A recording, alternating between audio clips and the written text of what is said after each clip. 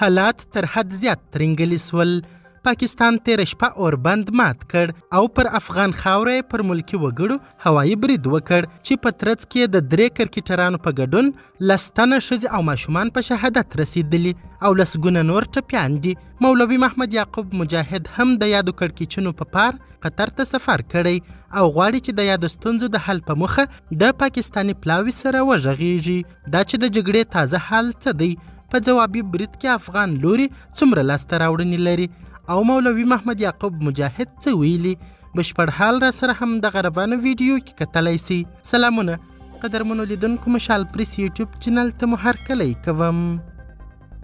تیر شپه د پاکستان د ظالم رژیم پوځ د اوربند په ماتولو سره پر افغان خاوره هوایي بریدونه وکړل چې په ترڅ کې کرکټران، ښځې او ماشومان په شهادت رسیدلي.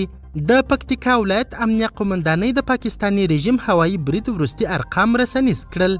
امنیه قومندانۍ ویلي اورګون ولسوالۍ کې د پاکستاني رژیم هوایي برید کې 10 تنه شهیدان او 12 نور ټپیان دي. په شهیدانو او ټپیانو کې ښځې، ماشومان او د کرکټ لوبغاړي هم شامل دي. د خبر له مخې پاکستاني ځواکونو تیر شپه 8 بجې اورګون ولسوالۍ خانداران کلي کې د حاجي سخي کور هغه مهال په نشه کړی چې د محلي کرکټ لوبغاړي میلمانه وو. دغه برید پراخ خبرګونونه راپارولي. د اسلامي امارت ویاند مولوي ذبیح الله مجاهد هم په یوه خبرپاڼه کې ویلي چې دغه بریدونو د یو شمېر ملکي هیوادوالو ژوند اخیستی او ګڼ نور یې ټپیان کړي دي. ښاغلي مجاهد زیاته کړې اسلامي امارت دا ډول کړنې پارونکی عمل او د جګړې د اوږدېدو هڅه بولي. په ورته مهال د افغانستان د اسلامي امارت لوړپوړی پلاوی دوحې ته ورسید.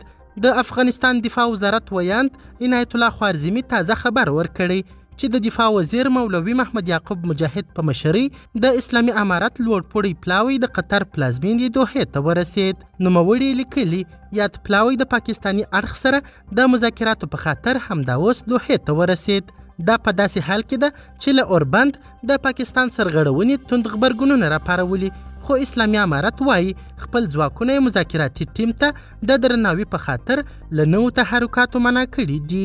قدرمنو لیدونکو، د ویډیو له کتلو مو نړۍ مننه. د لا زیاتو او نورو لحظه پر لحظه خبري مطالبو لپاره زموږ هم دغه مشال پریس یوټیوب چینل سبسکرایب کړي.